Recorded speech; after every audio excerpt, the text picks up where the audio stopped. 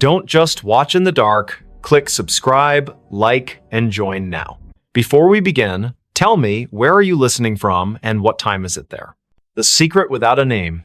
The cold was biting, and the silence of Anchorage's streets at 2 a.m. felt unnatural. Amelia Mitchell pulled her coat tighter around herself as she hurried down a dimly lit sidewalk. The snow crunched under her boots, each step echoing in the stillness like an unwelcome intrusion. She shouldn't have been out here this late, but something about the call from Sophia Miller had made her stomach churn, a desperate voice pleading for help before the line went dead. Amelia's breath came out in visible puffs, quickening with every second that passed. Her gloved hands tightened around the strap of her bag as she turned onto Sophia's street. It was eerily empty, the kind of emptiness that didn't feel right even for a place buried deep in winter. Streetlights flickered above, casting long shadows on the snow-covered ground. The houses here were mostly dark, their windows staring blankly into the night, except for one, a faint light glowed behind closed curtains at the end of the block. That must be it, she thought, her heart pounding harder now. Sophia lived alone, always insisting she liked the quiet solitude of Anchorage winters. But tonight, there was no answer when Amelia knocked on the door. She tried again, louder this time, her knuckles rapping against the wood with urgency. "Sophia? Are you there?" Only silence greeted her, broken only by the distant hum of power lines swaying in the wind. She reached for her phone to call again, but just as her thumb hovered over the screen, she heard it a faint creak from inside the house. It wasn't enough to dismiss as settling wood, it carried weight, purpose. Amelia hesitated, then pressed her ear closer to the door.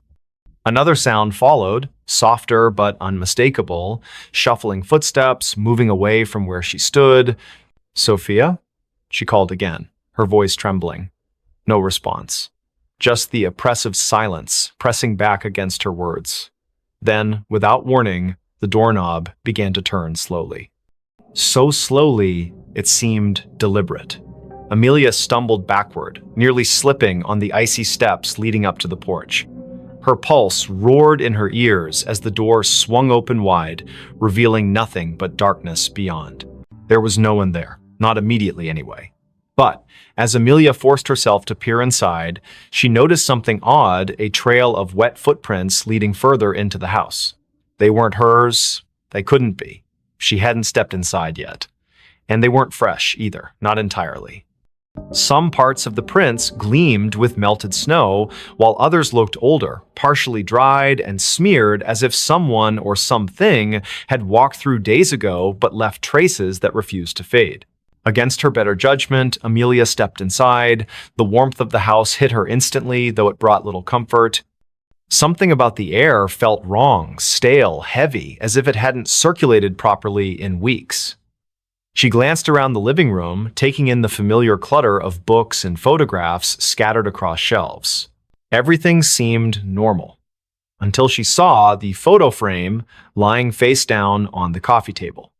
She picked it up cautiously, turning it over. It was a picture of Sophia smiling brightly next to Jackson Cole, her boyfriend or ex-boyfriend, depending on who you asked. Their faces were scratched out violently, gouges cutting through the glass like angry scars. A chill ran down Amelia's spine. This wasn't random vandalism. Someone had done this deliberately, methodically. Before she could process what it meant, another noise caught her attention, a low scraping coming from somewhere deeper in the house. It sounded like nails being dragged along a hard surface, slow and rhythmic, punctuated by pauses that somehow felt more menacing than the sound itself. Amelia swallowed hard, clutching her phone tightly in her hand. She considered calling the police, but what would she say? That she broke into her friend's house because of some creepy noises? They'd think she was crazy. Instead, she moved cautiously toward the hallway, following the sound despite every instinct screaming at her to leave. The hallway was narrow, lined with family portraits that seemed to watch her as she passed. Each frame held a face frozen in time, eyes staring ahead as if waiting for something. At the far end, a door stood slightly ajar, light spilling out from within. The scraping grew louder, closer, and Amelia realized it was coming from behind that door. Her palms were slick with sweat beneath her gloves as she pushed it open just enough to peek inside. What she saw stopped her dead in her tracks. The room was small, cluttered with boxes stacked haphazardly against the walls. In the center sat a chair, and on the chair was Sophia, or at least what remained of her. Her body slumped forward unnaturally, head hanging limp as if her neck couldn't support its weight anymore. Blood pooled beneath the chair, dark and congealed, staining the hardwood floor. But the worst part was her face, or rather, the absence of it. Where Sophia's features should have been, there was only smooth, featureless skin stretched taut over bone. Amelia gagged, stumbling backward as bile rose in her throat. She wanted to scream, to run, but her legs wouldn't obey. Instead, she froze, transfixed by the sight before her. And then, from somewhere behind her, a voice spoke softly, almost kindly. "You shouldn't have come." She spun around, heart hammering wildly, but there was no one there. The hallway was empty, the portraits still staring silently ahead. Yet the voice lingered in her mind, repeating the same phrase over and over. "You shouldn't have come. You shouldn't have come." Amelia backed away, tripping over her own feet as she tried to retrace her steps toward the front door. But the layout of the house seemed different now, distorted somehow. Doors that hadn't been there before appeared in the walls, leading to rooms she didn't recognize. Shadows shifted unnaturally, twisting into shapes that defied logic. She could hear whispers now too, overlapping voices murmuring in tones too low to understand. Panic set in fully as she realized she was trapped. Every step she took led her deeper into the labyrinthine nightmare of Sophia's home. The air grew colder with each passing moment, frost creeping up the walls and forming intricate patterns on the ceiling. And always, the whispers followed her, growing louder and more insistent. Finally, she found herself in a room she didn't remember entering. It was larger than any other space in the house, impossibly so, with walls made entirely of mirrors. Each reflection showed a version of herself, but none of them matched the person standing in the center of the room. Some looked older, gaunt, and hollow-eyed. Others appeared younger, innocent, and terrified.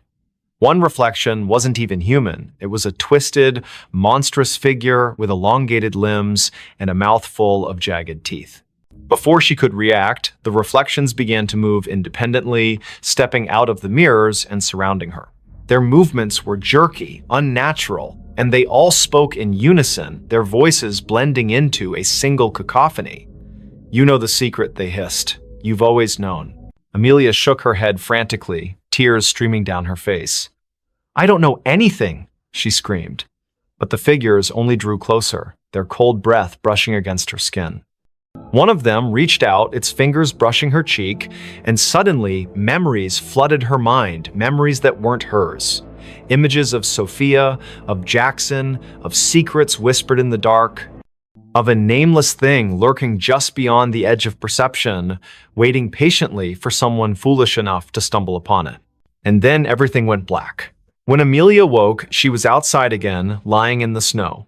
The house was gone, replaced by an empty lot surrounded by trees.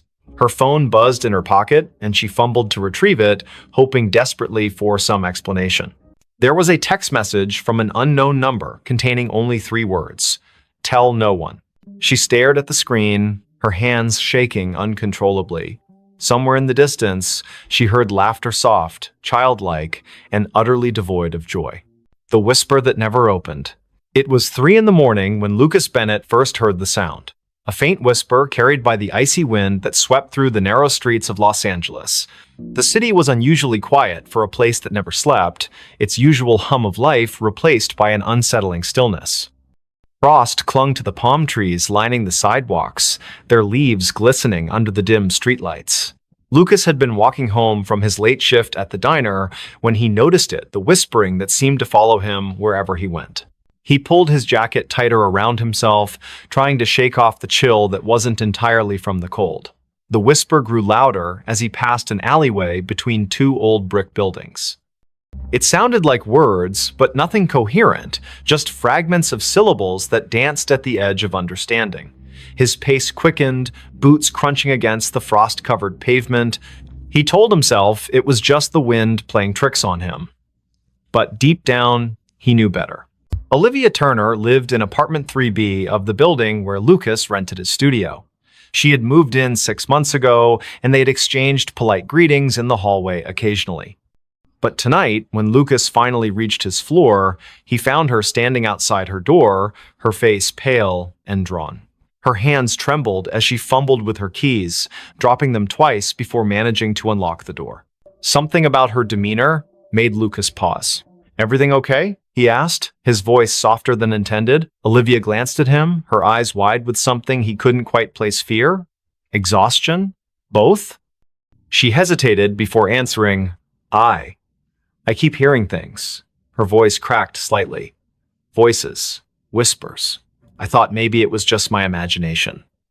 She trailed off, looking past him into the dark hallway. Lucas felt a chill run down his spine. He had heard those whispers too. Without thinking, he said, "Me too. Tonight. Outside." Olivia's expression shifted from fear to something closer to relief, though her hands still shook. "Come in," she said quietly, stepping aside. The warmth of her apartment enveloped him immediately, but it did little to ease the tension coiling in his chest. Inside, the room was small but cozy, decorated with mismatched furniture and soft lighting. A half-empty mug of tea sat cooling on the coffee table beside an open book. Olivia gestured for him to sit while she poured herself another cup. "Do you want some?" she asked, holding up the teapot. Lucas nodded, though he doubted anything could settle the unease growing inside him.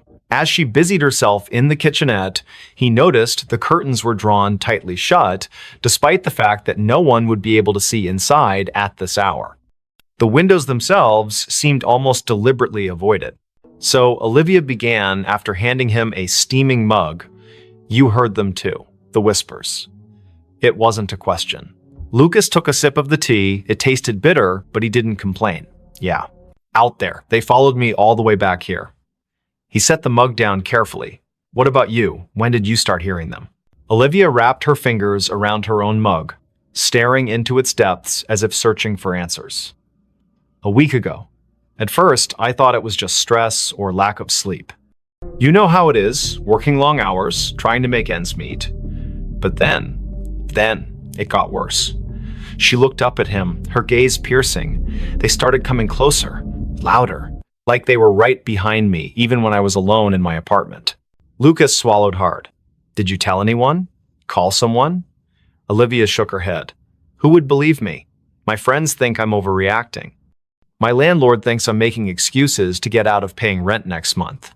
She let out a humorless laugh. "And honestly, who can blame them? If I hadn't heard it myself tonight, I might not have believed me either." The silence that followed was heavy, broken only by the distant hum of traffic far below. Lucas glanced toward the window, where shadows flickered faintly against the drawn curtains. Was it his imagination, or did the air feel colder now? He turned back to Olivia. "There has to be an explanation. Maybe it's some kind of electrical interference, or, I don't know, plumbing noise?" Even as he said it, the words sounded hollow. Neither of them believed it. Olivia leaned forward, lowering her voice. "There's something else. Last night, I saw someone or something standing outside my window. Just a figure, barely visible through the frost.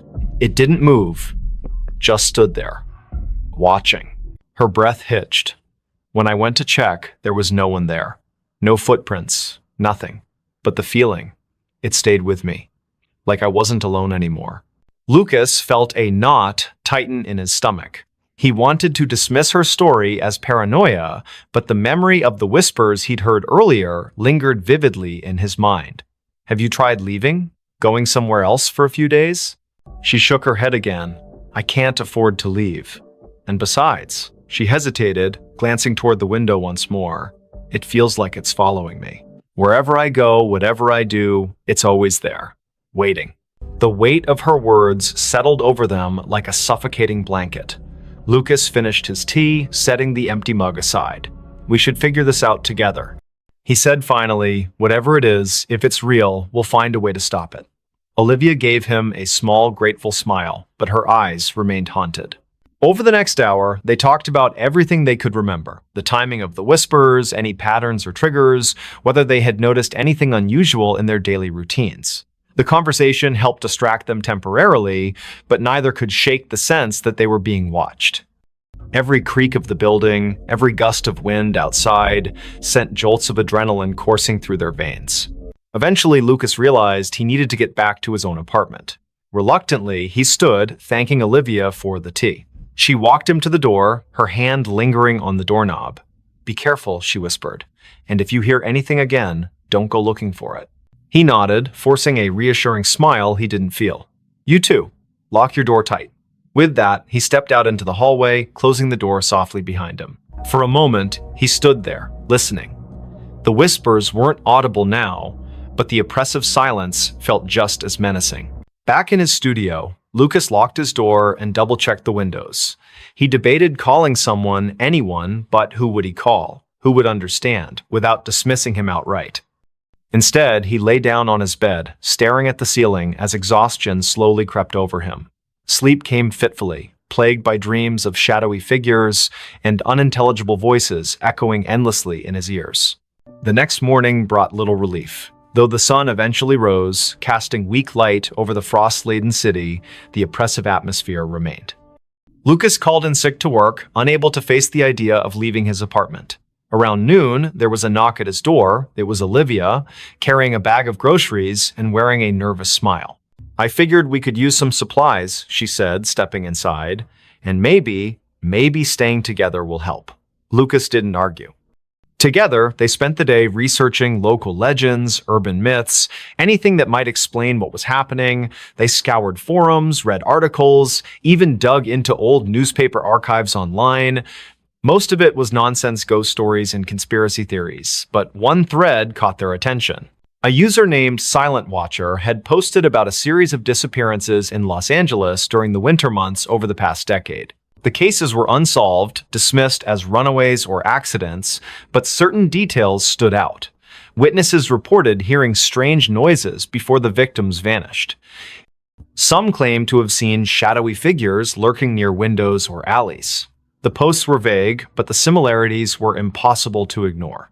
As evening fell, the temperature dropped sharply. The heater struggled to keep up, and both Lucas and Olivia found themselves bundled in blankets, huddled together on the couch. The whispers returned, louder this time, seeping through the walls like water. They exchanged panicked looks, hearts pounding in unison. Whatever it was getting closer. Desperation drove them to action. Armed with flashlights and makeshift weapons, a baseball bat for Lucas, a kitchen knife for Olivia, they ventured into the hallway. The whispers surrounded them now, forming a cacophony of disjointed sounds that clawed at their sanity. Each step felt heavier than the last, as if the air itself resisted their movement. At the end of the hallway, the emergency exit stood ajar, frost creeping inward. Beyond it lay the fire escape, descending into darkness. Lucas hesitated, gripping the bat tightly. "Do we really want to know what's out there?" he whispered. Olivia didn't answer, her eyes fixed on the gap. Slowly, they stepped through, bracing themselves for whatever awaited them. The metal stairs groaned under their weight, each step echoing ominously in the frigid night. Below, the alley was shrouded in shadow, the streetlights casting long, distorted reflections on the icy ground. Movement caught the corner of Lucas's eye, a flicker, gone before he could focus. Then another, and another. Shapes darted between the buildings, fleeting glimpses of something humanoid, yet wrong. "Run," Olivia hissed, clutching his arm. They bolted down the remaining steps, slipping on patches of ice as they fled. Behind them, the whispers erupted into a deafening roar, filling the air with chaotic sound. Shadows converged, twisting and writhing like living smoke. Panic surged through Lucas's veins as he realized they were being hunted. They rounded a corner, breaths ragged, legs burning. Ahead, a familiar figure emerged from the darkness. It was Benjamin Hayes, a neighbor whose face they recognized, but whose name they rarely spoke. His expression was blank, his movements mechanical. He raised a hand, pointing toward an abandoned warehouse across the street. "In there," he said, his voice devoid of emotion. "You'll find answers." Without hesitation, they obeyed, bursting through the rusted doors of the warehouse. Inside, the air was thick with decay and dampness. Faint traces of graffiti adorned the crumbling walls, remnants of a forgotten era. In the center of the vast space stood a wooden crate, its surface etched with symbols neither of them recognized. Above it hovered a swirling mass of darkness, pulsating rhythmically like a heartbeat. Olivia approached cautiously, her knife trembling in her grip. "What is this?" she murmured, reaching out. Lucas grabbed her wrist, pulling her back. "Don't touch it," he snapped. But it was too late. The moment her fingers brushed the crate, the world around them dissolved into chaos. Images flooded their minds, faces screaming silently, hands clawing at unseen barriers, voices pleading for release. The whispers coalesced into a single, thunderous command. Open me now." Lucas staggered backward, clutching his head as the vision overwhelmed him. Olivia collapsed to her knees, tears streaming down her face. "I can't," she choked out. "I can't stop it." The darkness expanded, consuming the warehouse, swallowing everything in its path. Somewhere in the distance, Benjamin's voice echoed faintly. "You shouldn't have come here." And then, silence. When Lucas opened his eyes, he was alone. The warehouse was gone, replaced by an endless void. Whispers surrounded him, louder than ever, pressing against his skull until he thought it might burst. He screamed, but no sound escaped. The last thing he saw before the darkness claimed him completely was the crate, floating impossibly in the emptiness, its lid inching open.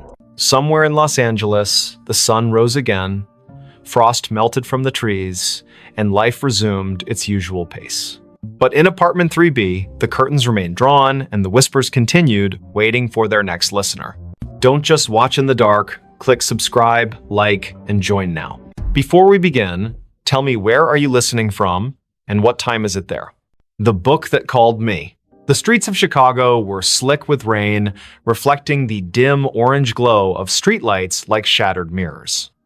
It was 5 in the morning, and the city seemed to hold its breath under a heavy sky streaked with gray clouds. The storm had rolled in from Lake Michigan without warning, drenching everything in sight. Victoria Evans stood on the corner of Wabash Avenue, clutching her coat tighter around herself as she waited for the traffic light to change. She hated mornings like this, cold, wet, and eerily quiet, but her job at the library demanded punctuality. Victoria worked at Harold Washington Library Center, a towering structure that loomed over South State Street like some ancient sentinel. The building's glass facade shimmered faintly in the pre-dawn gloom, catching the occasional flash of lightning that lit up the horizon. As she approached the entrance, her shoes squelching against the wet pavement, she noticed something odd, a single book lying face down on the steps leading up to the main doors. Its cover was dark, almost black, and water pooled around it in tiny rivulets. No one else was around. The security guard, who usually manned the early shift, hadn't arrived yet. She hesitated for a moment before picking it up. The book felt heavier than it should have been, its pages damp but not entirely soaked through. There was no title on the spine or cover, just an embossed pattern of swirling lines that seemed to shift slightly when viewed from different angles. A shiver ran down her spine, though she couldn't say why. Maybe it was the way the book felt. Alive somehow, pulsing faintly in her hands. Still, curiosity got the better of her. She tucked it under her arm and pushed open the heavy glass door. Inside, the library was silent except for the faint hum of fluorescent lights overhead. Rows upon rows of shelves stretched out into shadowy corners, their contents neatly organized, yet somehow foreboding in the dim light. Victoria made her way to the circulation desk near the center of the atrium, setting the book down carefully, as if afraid it might bite. Her fingers lingered on the cover for a second longer than necessary before she pulled them away abruptly. Something about it unsettled her deeply, though she couldn't put her finger on what exactly it was. Her coworker, Daniel Harris, arrived shortly after, yawning loudly as he shuffled toward the desk. He was tall and lanky, with messy brown hair that stuck out in all directions despite his best efforts to tame it. "Morning, Vic," he muttered, glancing briefly at the book before shrugging. "What's this?" "I found it outside," Victoria replied, keeping her voice low so as not to disturb the stillness. "It doesn't have a title or anything." Daniel raised an eyebrow but didn't comment further. Instead, he reached out to touch the book, his hand hovering above it for a moment before making contact. His expression changed instantly from mild curiosity to outright alarm. "Whoa, this thing is freezing." Victoria nodded, though she hadn't thought much of the temperature earlier. Now that Daniel mentioned it, the air around the book did seem colder, almost unnaturally so. She watched as he flipped it open cautiously, revealing blank pages that looked yellowed with age despite being completely dry, or at least they appeared blank at first glance. When Daniel tilted the book slightly toward the light, faint words began to emerge, written in ink that shimmered like oil slicks. They weren't English or any language Victoria recognized, but the shapes twisted and writhed across the page as if trying to escape the confines of the paper. "This is messed up," Daniel whispered, snapping the book shut quickly. He glanced around nervously, as if expecting someone or something to appear from the shadows. "We should probably report this to management." But Victoria shook her head firmly. "Not yet. Let me look at it again." She wasn't sure why, but the book called to her in a way she couldn't explain. It wasn't just curiosity anymore, it was compulsion, a gnawing need to understand what lay within those shifting symbols. Reluctantly, Daniel handed it back to her, muttering something about coffee before disappearing into the staff lounge. Alone now, Victoria opened the book once more. This time, the sensation was stronger, the weight of unseen eyes watching her every move. The text seemed clearer too, forming jagged patterns that pulsed rhythmically, almost like a heartbeat. Without realizing it, she leaned closer, her nose nearly brushing the surface of the page. And then she heard it a whisper, soft and insidious, threading itself into her thoughts. It wasn't audible in the traditional sense, more like a memory surfacing unbidden. The voice spoke in fragments, disjointed phrases that coalesced into meaning only when she focused hard enough. "Find me," it said. "Free me." Startled, Victoria slammed the book shut, her heart pounding wildly in her chest. Had Daniel heard it? Was she imagining things? She glanced toward the staff lounge, half expecting him to come running out, but there was no sign of him, just silence and the oppressive weight of the library closing in around her. For the rest of the day, Victoria tried to focus on her duties, shelving returned books and assisting patrons with research queries. But the presence of the mysterious volume weighed heavily on her mind. It sat on the edge of her desk, seemingly innocuous yet impossible to ignore. Every time she passed by, she swore she could feel it humming softly, vibrating with suppressed energy. By late afternoon, the temptation became unbearable. She locked herself in the staff break room, determined to decipher even a fraction of what the book contained. The whispers returned almost immediately, louder this time, overlapping each other until they formed a cacophony of voices. Some pleaded for help, others screamed in agony, while a few laughed maniacally. Victoria pressed her palms against her ears, shaking her head violently to block them out. But the sound wasn't external, it came from inside her own skull, burrowing deeper with each passing second. Tears streamed down her face as she forced herself to concentrate, tracing the intricate patterns on the page with trembling fingers. Slowly, painstakingly, the symbols began to rearrange themselves, forming words she could finally understand. "They seek you," the text read. "They hunger." Before she could process what it meant, the lights flickered violently, plunging the room into darkness. A low rumble echoed through the building, like distant thunder, but somehow wrong, unnatural. Victoria scrambled to her feet, clutching the book tightly as she fumbled for the doorknob. When she stepped back into the main hall, the atmosphere had shifted dramatically.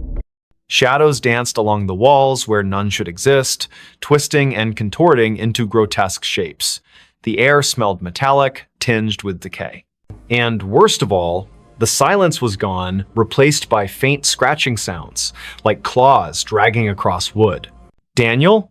she called out, her voice cracking with fear. No response. Panic rising, she moved toward the circulation desk, hoping to find some semblance of safety there. But as she rounded the corner, she froze. The shelves lining the aisles were no longer filled with books, they were empty. Hollow husks stretching endlessly into the gloom. Where had everything gone? What was happening? A sudden movement caught her eye, a figure darting between the rows ahead. It was small, hunched over, moving with jerky, unnatural motions.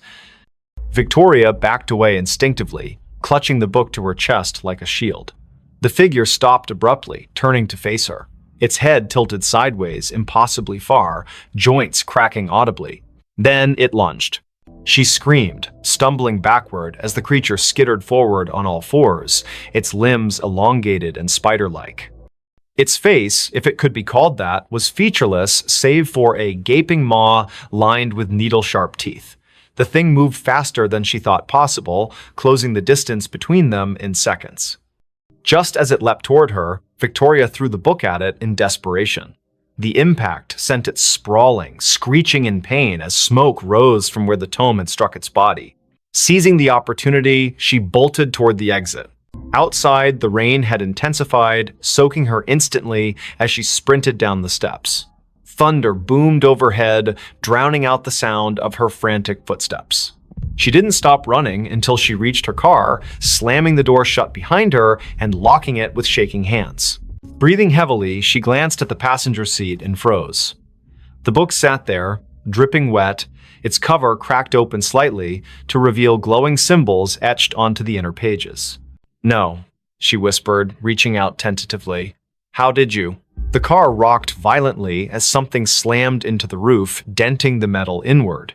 Another crash followed, then another, accompanied by guttural growls that reverberated through the vehicle.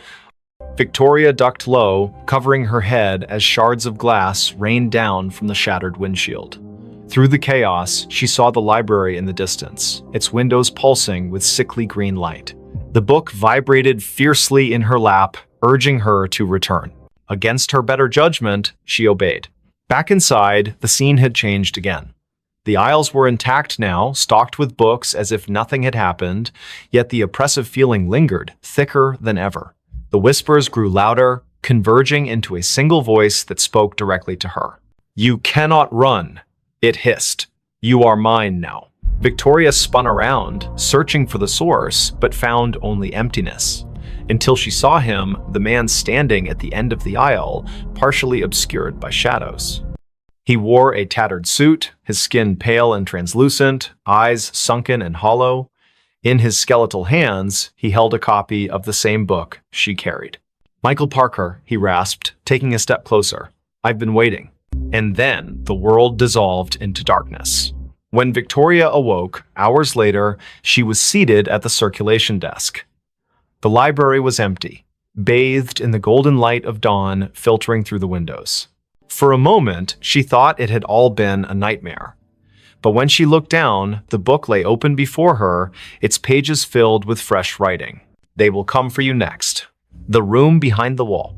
Rain poured relentlessly over Anchorage as Daniel Harris drove through the deserted streets of the city just before dawn. The windshield wipers struggled to keep up with the deluge, while his headlights barely pierced the darkness, reflecting off the slick asphalt where puddles grew larger by the minute. He had moved to Alaska 3 months ago, seeking a fresh start after his divorce, finding solace in the isolation and cold weather that matched his mood. His new job at the local library kept him busy during the day, but the nights were long and lonely in his rented apartment on the outskirts of town. Daniel gripped the steering wheel tighter as he turned onto his street, noticing something unusual about his building. The third-floor window of his apartment was illuminated, though he distinctly remembered turning off all the lights before leaving for his early morning drive. A chill ran down his spine that had nothing to do with the Alaskan spring air seeping through the car's vents. He parked and sat for a moment, watching the rain streak down his windshield while debating whether to call the police or investigate himself. The rational part of his mind told him it was probably just a blown fuse or faulty wiring, but something about the yellow glow emanating from behind the curtains felt wrong. As he stepped out of the car, the cold rain immediately soaked through his jacket, and he could feel the water pooling in his shoes. The street was eerily silent except for the sound of rain hitting every available surface.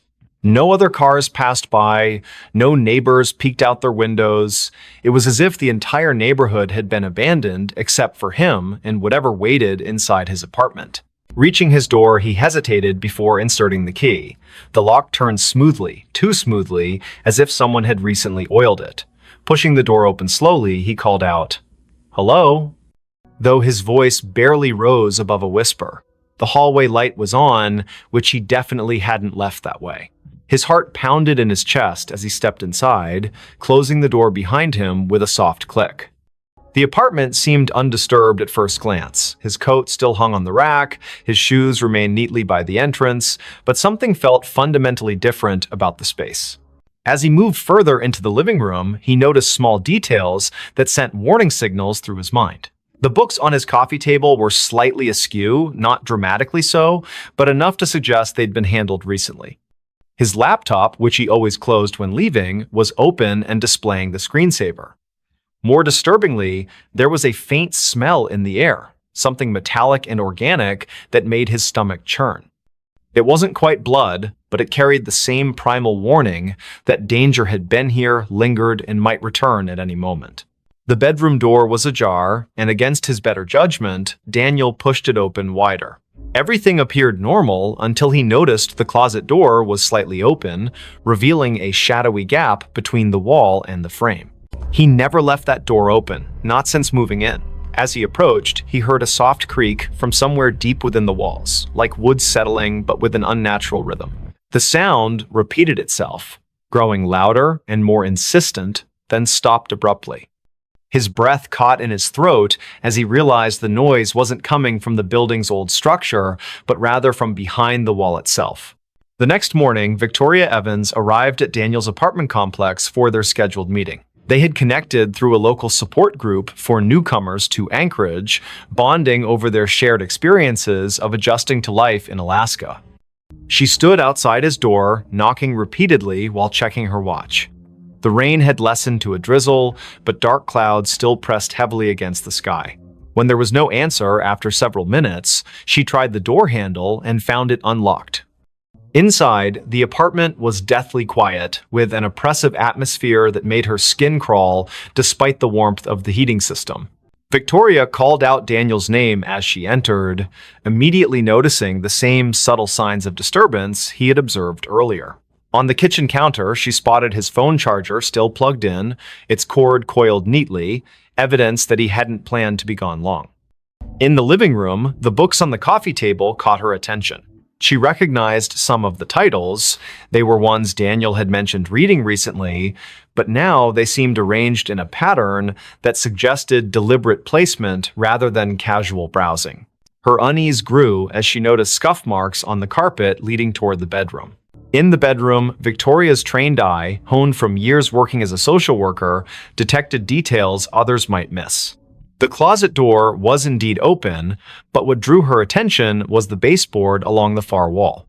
There were fresh scratches marring the paint, and when she knelt to examine them closer, she discovered tiny fragments of plaster embedded in the carpet.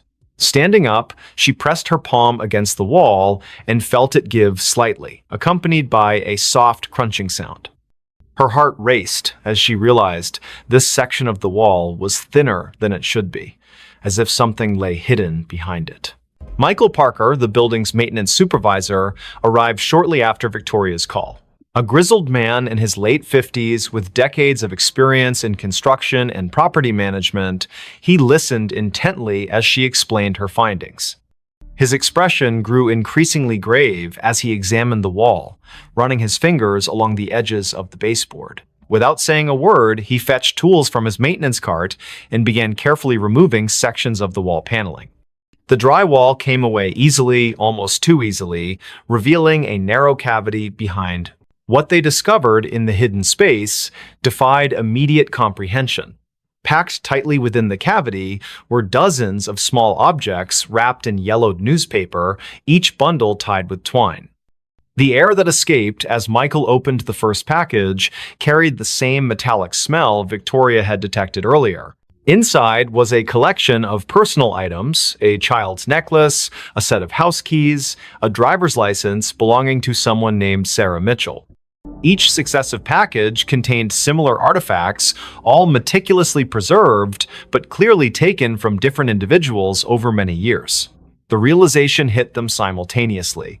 They had uncovered evidence of something far more sinister than either had imagined possible.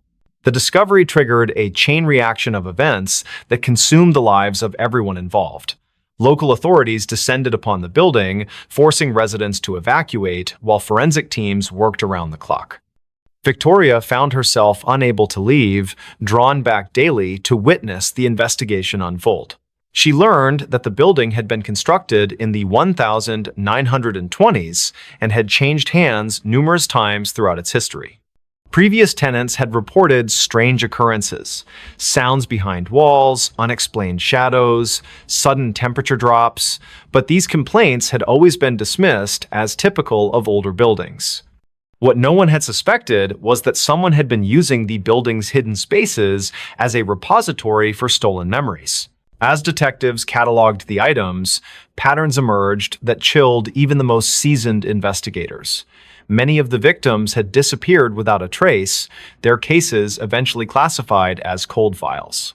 Some had vanished decades ago, while others were more recent. The oldest item dated back to 1947, a silver locket containing a photograph of two young girls, while the newest was a smartphone manufactured only 3 years prior. The collection spanned generations, suggesting that whoever had been operating behind these walls had maintained their activities for nearly 75 years. The implications were staggering and raised questions about how such systematic predation could have gone unnoticed for so long. Daniel's disappearance added another layer of complexity to the case. Security footage from the building's lobby showed him returning home the previous night, but never leaving again. His car remained parked outside, and his personal belongings were still in the apartment. The only clue was a set of muddy footprints leading from his bedroom to the hidden cavity in the wall, prints that matched his shoe size exactly. Investigators theorized that he might have stumbled upon the collector in the act and become another victim, but without physical evidence, they couldn't confirm this theory. Victoria became obsessed with understanding the pattern behind the disappearances. She spent hours poring over police reports, cross-referencing dates and locations with historical weather data. A disturbing trend emerged. Nearly all the abductions had occurred during heavy rainstorms, particularly in spring when the days were shortest and visibility poorest. The timing suggested premeditation and intimate knowledge of both the building's layout and the routines of its occupants.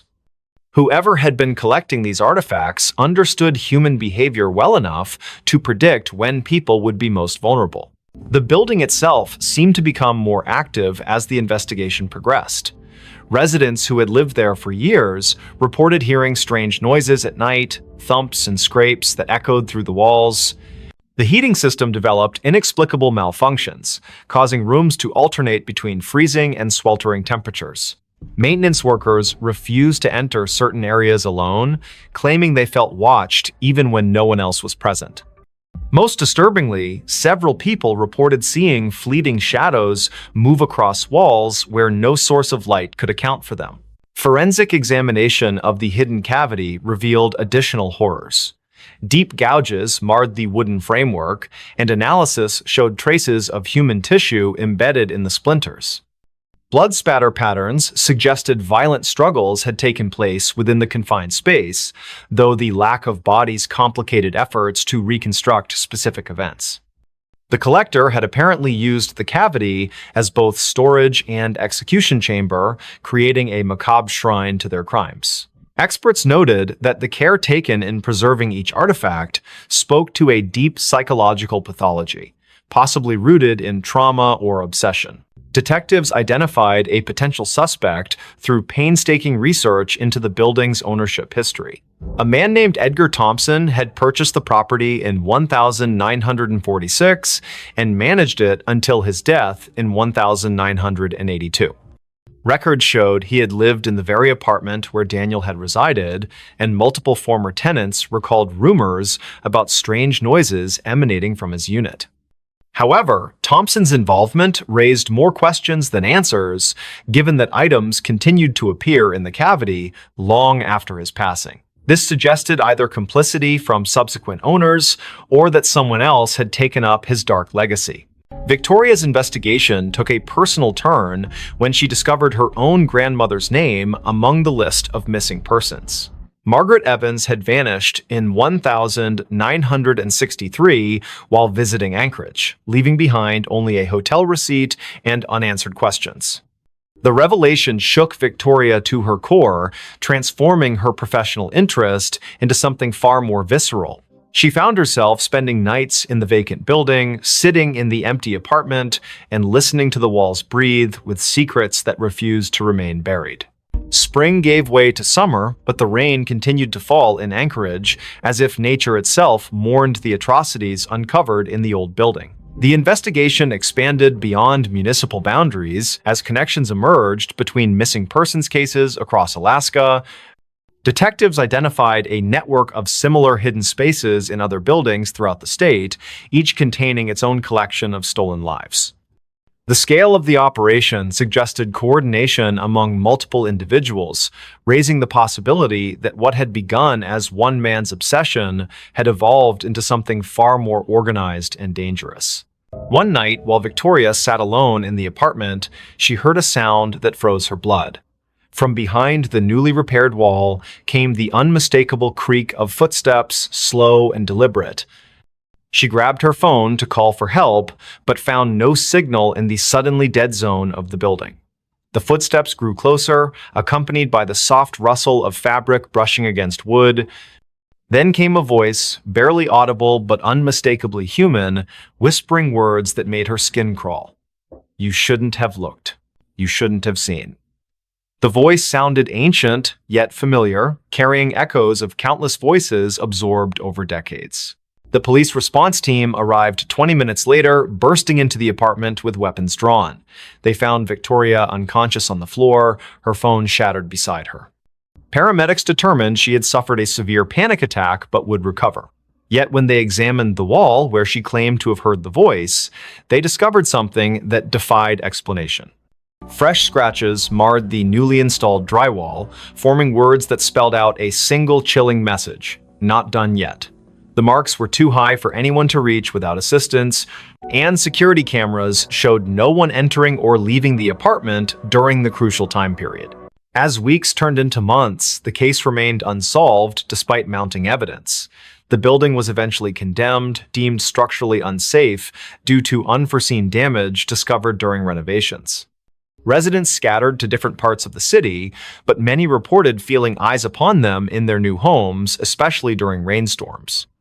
Victoria returned to her work as a social worker, but found herself constantly looking over her shoulder, certain that whatever had operated in those walls continued to watch from the shadows. The last anyone saw of Daniel Harris was captured by a traffic camera 2 blocks from his apartment on the night he disappeared. The footage showed him walking briskly through the rain, occasionally glancing over his shoulder as if pursued. His image blurred momentarily, then reappeared moving in the opposite direction, though no one else appeared in frame. When enhanced, the video revealed something impossible. His reflection in a storefront window showed him reaching toward the camera with an expression of pure terror, though his physical form continued walking away. The file remains archived, awaiting technological advances that might explain the anomaly. Today, the building stands empty on the outskirts of Anchorage, its windows boarded up and its doors sealed with official notices. During heavy rains, passers-by claim to hear faint whispers emanating from within, voices overlapping in desperate pleas for help. Local authorities maintain regular patrols of the area, though officers assigned to these duties often request transfers after short periods. The case files remain open, gathering dust in secure archives while waiting for new leads that may never come. And somewhere, in the spaces between walls and beneath floorboards, the collection continues to grow. Don't just watch in the dark, click subscribe, like, and join now. Before we begin, tell me, where are you listening from and what time is it there? The customer who never left the store. The cicadas were louder than usual that summer night in Charleston, their rhythmic buzzing weaving through the thick humidity that clung to every surface. Lucas Allen stood behind the counter of his small convenience store on King Street, absently wiping down the already spotless glass display case. The neon open sign flickered slightly in the window, casting an uneven glow across the rows of snacks and beverages lining the aisles. It was nearly midnight, and the usual Friday crowd had already come and gone, leaving only the persistent hum of the refrigerators and the distant sound of traffic from the historic district. Lucas checked his phone for what felt like the 100th time that evening. No new messages, just another quiet night in a city that never truly slept. He sighed and glanced at the security camera monitors mounted above the cigarette rack. Each screen showed a different angle of the store's interior, all empty except for his own reflection in the convex lenses. Something about tonight felt different though, like the air itself was heavier than normal. His eyes lingered on the darkest corners of the footage before moving back to the register. The bell above the door jingled softly, making Lucas look up with automatic politeness. A woman stepped inside, her presence immediately altering the atmosphere of the shop. She wore a long coat that seemed inappropriate for the sweltering July heat, its dark fabric hanging loosely around her thin frame. Her face was partially obscured by stringy blonde hair that caught the fluorescent light in strange ways, as if it didn't quite belong there. Lucas noticed how her shoes made no sound against the tiled floor. "Can I help you find something?" he asked, his voice carrying just a touch of professional warmth. The woman didn't respond right away. Instead, she moved slowly toward the back of the store, her head tilted at an unnatural angle as she examined the shelves. Lucas watched her reflection in the glass refrigerator doors. Something about her movements seemed off, almost mechanical. Charlotte Robinson pushed her cart down aisle 3, debating between chips and pretzels. She paused when she realized the woman in the dark coat hadn't moved from where she'd been standing for the past 10 minutes. The stranger was now facing the wall, one hand resting on the metal shelving unit. Charlotte cleared her throat softly as she passed, but the woman didn't acknowledge her presence. There was something unsettling about the way her fingers curled around the edge of the shelf, knuckles white against the dull metal. Lucas finished counting the drawer for the third time, the numbers blurring together in his mind. The woman still hadn't approached the register. He could see her in his peripheral vision, standing in the same spot near the snack aisle. Occasionally, he'd hear the soft rustle of her coat, though he couldn't be sure if she was actually moving anything from the shelves. The store's lights seemed dimmer than usual, casting long shadows across the floor. When he looked directly at her, she appeared perfectly normal, just another customer browsing late at night. But whenever his attention shifted elsewhere, he could feel her watching him. Amelia Mitchell entered the store 20 minutes later, her nurse's scrubs still damp from walking through the humid night air. She needed headache medicine after her double shift at Roper Street Francis Hospital. The first thing she noticed was the temperature. It felt several degrees colder inside than it should have been. Then she saw the woman in the dark coat standing near the beverage coolers. Something about her posture seemed wrong, like she was leaning into the glass without actually touching it. Amelia grabbed her medicine quickly, avoiding eye contact as she approached the register. The transaction took longer than necessary. Lucas kept glancing at the security monitors, noting how the woman's position never changed despite the passage of time. On the cameras, she appeared as a dark smudge against the bright colors of the snack aisle, her features indistinct even in high definition. When he finally looked up from the register, Amelia was already gone, leaving behind only the faint scent of hospital-grade soap. The cicadas outside seemed louder now, their song almost frantic against the glass windows. Charlotte decided she needed to leave. The woman had started humming softly, a tune that sent shivers down her spine, though she couldn't place why. As she approached the register, she noticed something peculiar. The floor tiles beneath the woman's feet looked newer than the rest, as if they'd been recently replaced. The grout lines were cleaner, the pattern slightly misaligned with the surrounding area. Lucas rang up her purchase without speaking, his hands trembling slightly as he handled the cash. Neither of them acknowledged the figure still standing silently among the snacks. The clock ticked past midnight. Lucas began his closing routine, straightening displays and checking expiration dates. The woman remained in her spot, seemingly unaware of the store's operating hours. When he finally mustered the courage to approach her, she turned toward him with a smile that didn't reach her eyes. "I'll be leaving soon," she said, her voice carrying an odd echo despite the carpeted floor. Lucas nodded and returned to the register, though his heart pounded in his chest. Something about her statement felt more like a warning than an assurance. Amelia couldn't shake the feeling that she'd seen the woman before. During her walk home, fragments of memory surfaced. A patient years ago who had died in room 312, her body found cold and alone after the night staff failed to check on her.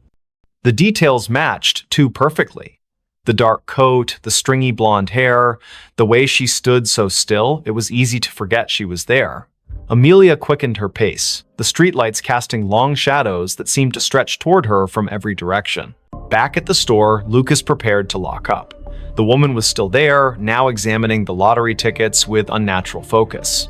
Her reflection in the glass case showed details that shouldn't have been possible, her eyes too large, her mouth moving, though no sound emerged.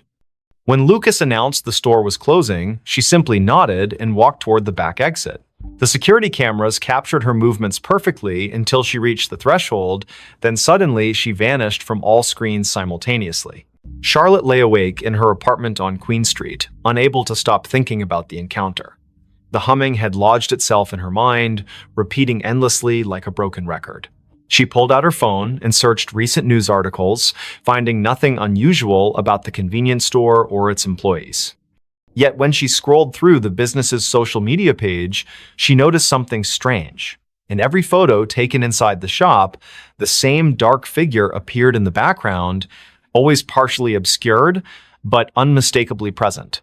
Lucas locked the front door and set the alarm, his hands shaking as he worked. The back exit showed no signs of forced entry or recent use. The woman's absence felt heavier than her presence had been. As he walked to his car, he couldn't shake the sensation of being watched. The parking lot lights buzzed faintly overhead, attracting clouds of insects that cast dancing shadows across the asphalt. When he glanced back at the store windows, he saw her standing exactly where he'd left her, staring out with an expression he couldn't read. Amelia called in sick the next day, unable to face the memories flooding back with each passing hour. She researched the store's history, discovering it had been built on the site of an old boarding house that burned down decades ago. Records mentioned a woman who had disappeared during the fire, her body never found among the charred remains. The description matched the figure from the store perfectly, right down to the humming that witnesses claimed they could still hear on quiet nights. The following evening, Lucas arrived for his shift to find everything exactly as he'd left it. The security footage showed 14 hours of empty aisles and silent registers. Yet, when he reviewed the previous night's recording, there she was again, appearing in the snack aisle as if she'd never left, moving with purpose toward the back of the store. The timestamp confirmed she'd been there the entire time, invisible to everyone except through the unblinking eyes of the cameras. Charlotte couldn't stay away. Something compelled her to return to the store, to confront the mystery that had taken root in her thoughts. When she entered that night, the air felt colder than before, and the humming was louder, vibrating through her bones like a tuning fork. The woman stood in the same spot, surrounded by products that seemed to decay faster than they should. Their expiration dates read months in the future, yet their packaging was faded and brittle, as if time itself bent around her presence. Lucas began documenting everything.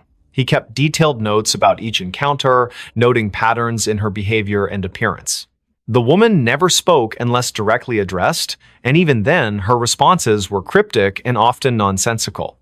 Yet, she seemed to know intimate details about each person who interacted with her, childhood memories Charlotte had forgotten, medical cases Amelia thought she'd kept confidential, personal struggles Lucas had never shared with anyone. The knowledge hung in the air like a threat, preventing them from seeking help. The city continued its usual rhythm around them, oblivious to the supernatural phenomenon unfolding on King Street. Tourists snapped photos of the historic district, capturing streaks of darkness in their pictures that they dismissed as lens flares. Locals complained about power fluctuations in the area, their clocks running minutes fast or slow without explanation. The cicadas grew louder with each passing night, their song taking on an almost musical quality that matched the woman's haunting melody. Amelia discovered other victims during her research, people who had encountered similar figures in different locations throughout Charleston's history. Each story followed the same pattern. A mysterious woman appearing in places of commerce, lingering beyond reason, collecting pieces of people's lives until they became trapped in her orbit. Some claimed she was searching for something specific, others believed she fed on human connection. All agreed that once she marked you, there was no escaping her influence. Lucas found himself changing. His reflection in the store windows seemed less substantial, his features fading slightly each day. Customers commented on how tired he looked, though he slept better than he had in years. The security cameras captured moments when he wasn't entirely present, his form flickering like static between frames. The woman watched these transformations with apparent satisfaction, her humming growing more complex, as if composing a symphony only she could hear. Charlotte's friends noticed her withdrawal from social activities. She spent hours sitting in her apartment, staring at the convenience store's security feed she'd hacked into. The woman's movements created patterns that resembled ancient symbols when traced over time. Mathematical equations formed in the spaces between appearances, suggesting a logic behind the madness. Yet each revelation came at a cost, fragments of Charlotte's personality chipped away, replaced by an understanding she couldn't articulate. The temperature in the store dropped steadily, creating condensation on the windows that spelled out words when viewed from certain angles. "Help me" appeared repeatedly, though none of them could determine if it was a plea or a command. The refrigeration units malfunctioned constantly, their contents freezing solid regardless of settings. Products aged rapidly on the shelves, some turning to dust within hours of stocking. Time itself seemed to warp around the woman, bending reality to accommodate her presence. Amelia's dreams became vivid and disturbing. She found herself wandering through endless aisles of forgotten stores, each one containing the same dark figure waiting patiently. The humming followed her into consciousness, becoming a constant companion that drowned out other sounds. Her colleagues at the hospital remarked on her improved intuition regarding patient care, though they couldn't explain how she knew things she shouldn't. The line between her world and the woman's realm blurred until she couldn't tell which side she belonged to. Lucas attempted to break the cycle by staying away from the store. For 3 days, he avoided King Street entirely, hoping distance would sever the connection. Instead, the woman's influence grew stronger. She appeared in his apartment mirror, reflected in puddles during rainstorms, visible in the steam rising from his morning coffee. The humming never ceased, matching his heartbeat until he couldn't distinguish between internal and external sounds. His attempts to warn others fell on deaf ears, their faces blank as if seeing through him. Charlotte documented everything obsessively, filling notebooks with observations and calculations. The patterns revealed themselves gradually, forming a complex web of connections between victims across generations. Each person had experienced loss or isolation significant enough to create a void the woman could fill. They had sought comfort in material possessions, believing wealth or convenience could replace human connection. The realization hit her like a physical blow. They were all customers who had never truly left the store, trapped by their own desires. The final confrontation occurred on the hottest night of the summer. The cicadas screamed in harmony with the humming, their combined song shaking the glass in the store's windows. Lucas, Charlotte, and Amelia found themselves drawn back to the convenience store despite their efforts to resist. The woman waited for them in aisle 3, her dark coat billowing as if caught in a wind that didn't exist. Her smile revealed too many teeth, each one gleaming like polished stone. "You've learned," she said, her voice resonating through the empty store. But learning isn't enough. The floor tiles beneath them shifted, revealing the foundation of the old boarding house. Charred wood and ash filled the space where modern construction should have been. The security cameras captured everything perfectly, broadcasting their final moments to empty monitors throughout the building. One by one, they stepped forward, unable to resist the pull any longer. The store remained open for business the next day. New employees arrived, unaware of the previous staff. Customers browsed the aisles, selecting items they didn't need but couldn't refuse. In the security footage, dark figures moved among the shelves, their forms becoming clearer with each passing night. The humming continued, growing louder with each new victim drawn into its melody. And in aisle 3, the woman waited patiently, collecting souls who had forgotten what it meant to truly leave. The room that breathed. Boston stirred under the weight of another spring morning, the air thick with a peculiar warmth that seemed misplaced for the season. Daniel Harris stood on the cracked sidewalk outside number 17 Marlborough Street, his fingers tracing the edge of an old brass key in his pocket. The building before him loomed like a forgotten sentinel, its red brick facade darkened by decades of Boston winters and neglect. Across the street, Victoria Evans leaned against her parked car, arms crossed tightly across her chest as she watched Daniel approach the entrance. The neighborhood was waking up slowly, curtains twitching in nearby windows as residents observed the newcomers.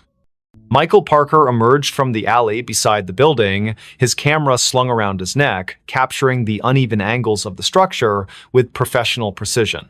"This place gives me the creeps," he muttered, though his lens stayed trained on the upper floors, where shadows seemed to move independently of the rising sunday.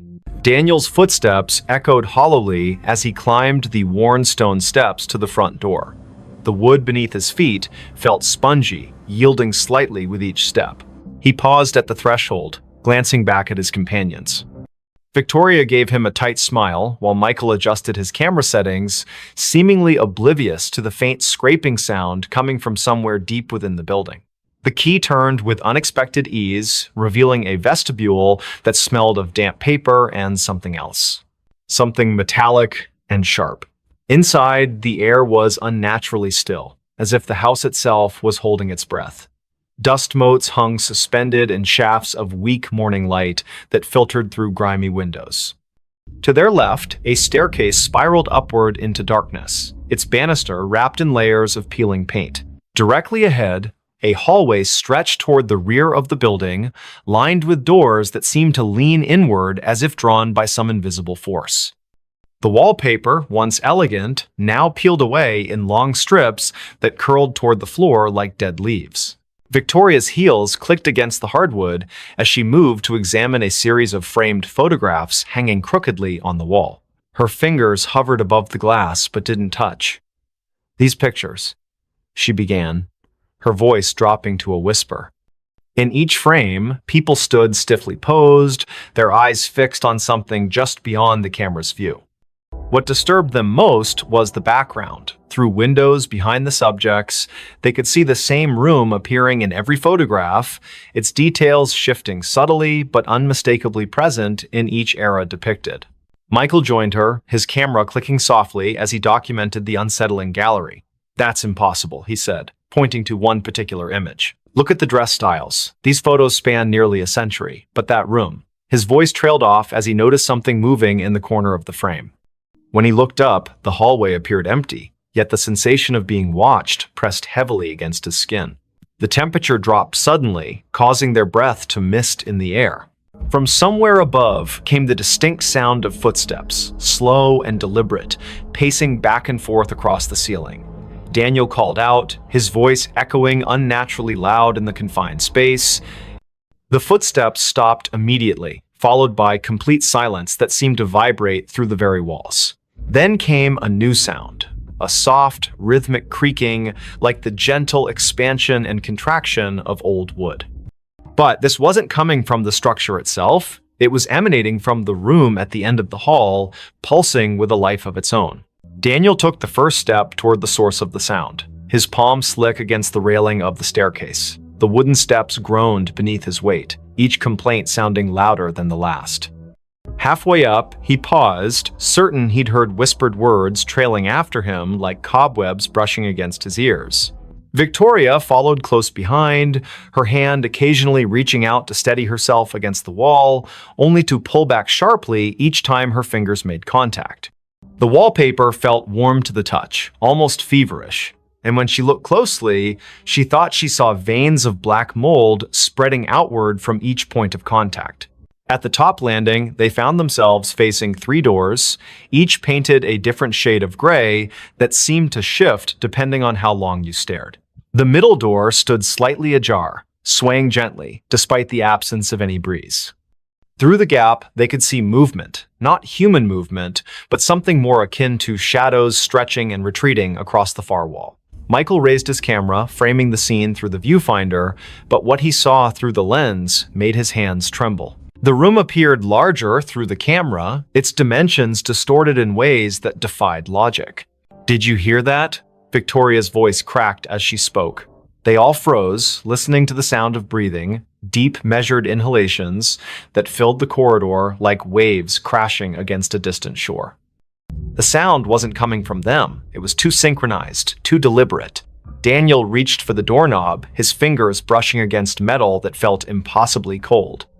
As his hand closed around it, the breathing hitched, then resumed with greater intensity. The door opened with a reluctant creak, revealing a space that seemed to swallow the available light rather than reflect it. Inside, the air was dense and humid, carrying the scent of earth after rain mixed with something sour and metallic.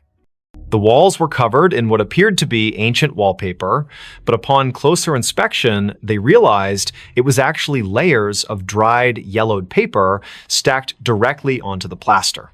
Pages upon pages of handwritten text, fragments of letters and drawings pressed together like geological strata. Some sections seemed to ripple when touched, as if the surface retained some vestige of life. In the center of the room stood an antique writing desk, its surface stained with ink blots that had long since dried black. Victoria approached the desk cautiously, her attention drawn to a leather-bound journal resting open at its center. The handwriting inside was spidery and erratic, the ink varying in color from fresh black to faded brown. As she read the first few lines, her reflection in the window behind the desk caught her eye. She froze, watching as her mirrored self continued reading even after she had lowered the book. The reflection smiled at her, then mouthed words that didn't match her own movements. When she turned to look back at the actual room, she found Daniel staring at her with wide eyes, his lips moving soundlessly. Michael remained in the doorway, his camera trained on the scene unfolding before him. Through the viewfinder, he watched as the room's dimensions shifted imperceptibly, walls bowing inward, then snapping back like living tissue. The floorboards beneath his feet pulsed gently, maintaining the same rhythm as the breathing they had heard earlier. He noticed something new. Symbols carved into the baseboards, their shapes disturbingly familiar. They matched the patterns he had seen in the photographs downstairs, though here they seemed more pronounced, almost angry in their execution. The room grew darker despite the approaching noonday sunday. Shadows lengthened unnaturally, pooling in corners and creating shapes that suggested movement just beyond perception. A soft scratching sound began behind the walls, like fingernails dragged lightly across wood. It started in one corner, then traveled methodically around the perimeter of the room, gaining speed and intensity with each circuit. The breathing deepened, becoming labored, until it sounded like someone struggling for air. Yet no living person occupied the space with them. Daniel moved toward the far wall, drawn by an inexplicable force. His fingers brushed against the paper-covered surface, feeling the individual sheets shift under his touch. Some pages crumbled to dust at his slightest contact, while others felt slick and wet, leaving dark stains on his fingertips. He realized with growing dread that the papers weren't merely covering the wall, they were growing from it, sprouting like fungal growths in the dim light. Words formed and reformed before his eyes, sentences rearranging themselves into coherent paragraphs that told stories of lives lived and lost within these walls. The breathing changed pitch suddenly, becoming higher and more rapid. The room responded physically, its walls expanding outward, then contracting violently. Books fell from shelves that hadn't been there moments before, their pages fluttering like wounded birds. The desk in the center split down the middle, revealing a cavity stuffed with more paper, all bearing the same frantic handwriting. Victoria stumbled backward as the journal in her hands began to burn, not with fire, but with a cold light that seared her palms without leaving marks. The reflected version of herself in the window had disappeared completely, replaced by something darker and less defined. Michael's camera flashed repeatedly, capturing images he couldn't see with his naked eye. Through the viewfinder, he watched shadowy figures emerge from the walls, their forms distorted but somehow familiar. They moved with purpose, gathering around the edges of the room like spectators at a performance. Their faces remained indistinct, but their presence pressed against his consciousness like a migraine building behind his eyes. The symbols on the baseboards glowed faintly, their light pulsing in time with the room's breathing. A sudden gust of wind swept through the space, though none of the windows had opened. Papers swirled in miniature cyclones, settling randomly across the floor in patterns that suggested meaning. The breathing grew ragged, punctuated by wet, gurgling sounds that made Victoria cover her ears with both hands. She sank to her knees as memories flooded her mind, memories that weren't hers. Faces of strangers flashed before her eyes, each accompanied by a surge of emotion so intense it brought tears streaming down her face. Pain, loss, despair, each sensation more vivid than anything she had experienced in her own life. Daniel found himself drawn to the farthest corner of the room, where the wall seemed to pulse more noticeably than the others. His hands moved of their own accord, tearing at the layers of paper until he exposed bare wood underneath. Carved deeply into the surface were names, hundreds of them, overlapping and intertwining like roots. Some he recognized from the photographs downstairs, others were unfamiliar but carried the same weight of tragedy. As he traced his fingers over the names, he felt them respond, the wood warming beneath his touch and the letters seeming to rearrange themselves into new configurations. The room's breathing became erratic, gasping now as if fighting for survival. The walls contracted violently, forcing everyone toward the center. Papers flapped like trapped birds, their whispers building into a cacophony of voices speaking in languages none of them understood. The symbols on the baseboards burned brighter, their light casting everything in harsh relief. Michael's camera died suddenly, its battery drained despite being fully charged that morning. Still, he kept pressing the shutter button, hoping to capture something of what he saw through the viewfinder, shapes moving just beyond the threshold of visibility. Victoria screamed as the floor beneath her feet gave way, not collapsing, but opening like a mouth hungry for sustenance. She fell forward, catching herself on hands that sank partially into the wood as if it had become liquid. The journal's cold light spread across her arms, illuminating veins that seemed to contain flowing ink rather than blood. Memories continued to assault her mind, each one bringing physical pain that made her whole body convulse.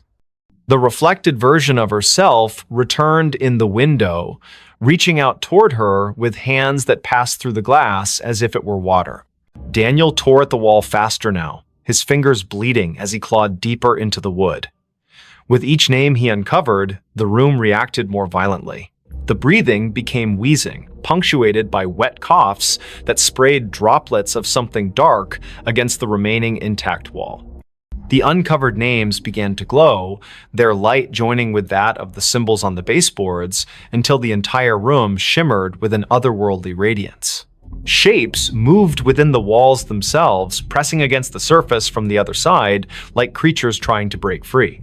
Michael retreated to the doorway, his legs shaking as he watched his friends struggle against forces they couldn't comprehend.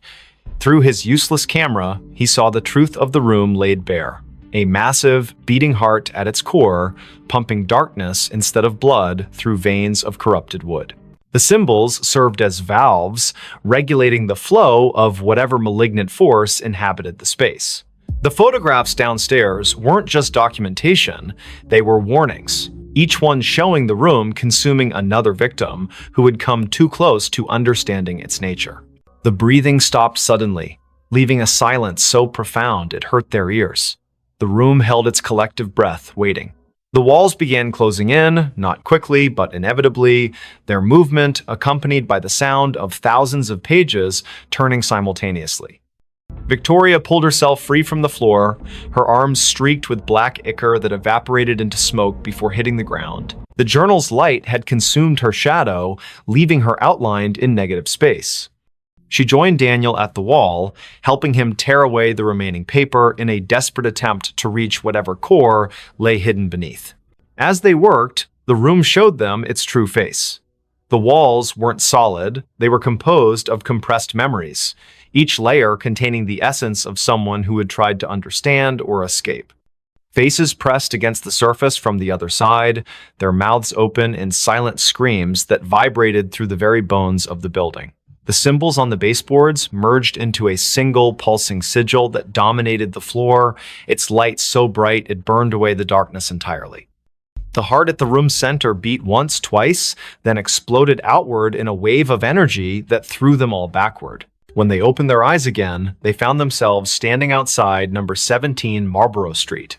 The building looked different now, newer somehow, its bricks clean and its windows reflecting the afternoon sun without distortion.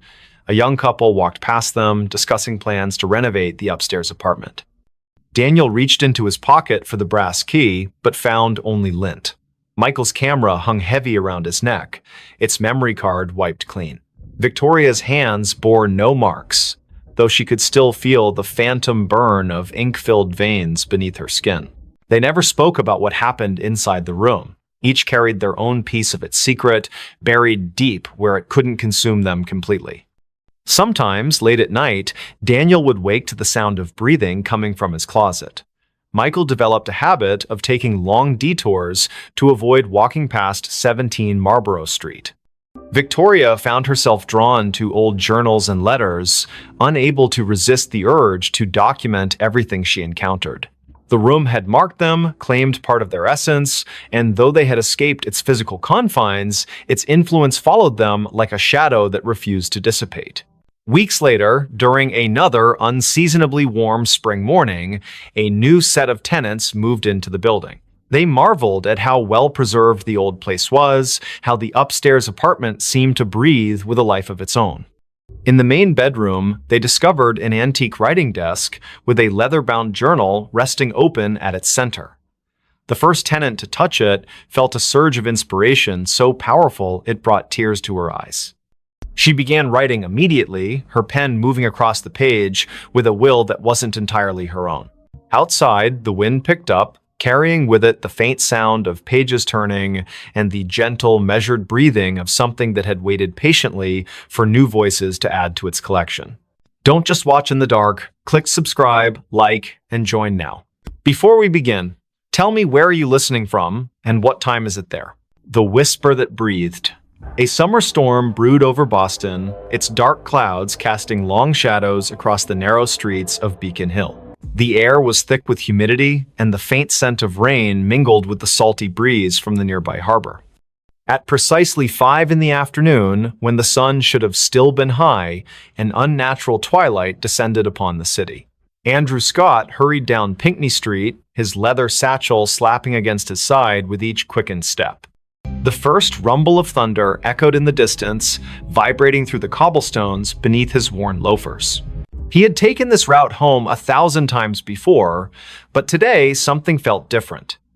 The usual sounds of the neighborhood, children playing, dogs barking, the occasional car engine were strangely muted. Only the wind seemed alive, whispering through the ancient trees that lined the street, whispering in a way that made Andrew's skin prickle. He glanced at the old Victorian house at number 17, its windows dark and unwelcoming despite the early hour. The for sale sign in the yard swayed gently, though he couldn't feel any breeze on his face. Madison Rivera stood at her kitchen window on Mount Vernon Street, staring out at the gathering storm. Her teacup trembled slightly in her hand as she watched the clouds churn above the gold dome of the State House. She had lived in this neighborhood her entire life, but never had she seen such an ominous sky this early in the evening. The antique clock on her wall ticked loudly in the silence, each second stretching longer than it should. Something about the atmosphere felt wrong, like the world was holding its breath, waiting for something to happen.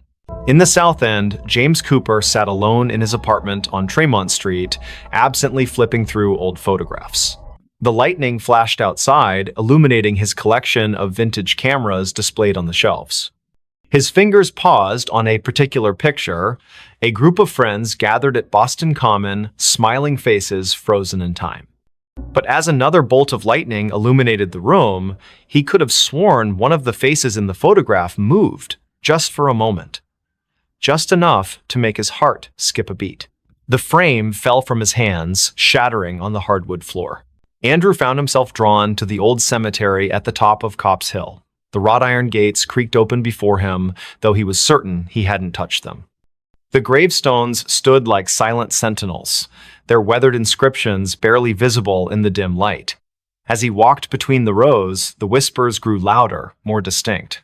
They weren't words exactly, more like fragments of memories or thoughts that didn't belong to him. A cold droplet of rain hit his cheek, followed by another. The storm was getting closer, the thunder growing more insistent, yet he couldn't bring himself to leave. Madison's phone rang suddenly, making her jump. The caller ID showed a number she didn't recognize, but something compelled her to answer. "Hello?" she said, her voice barely above a whisper.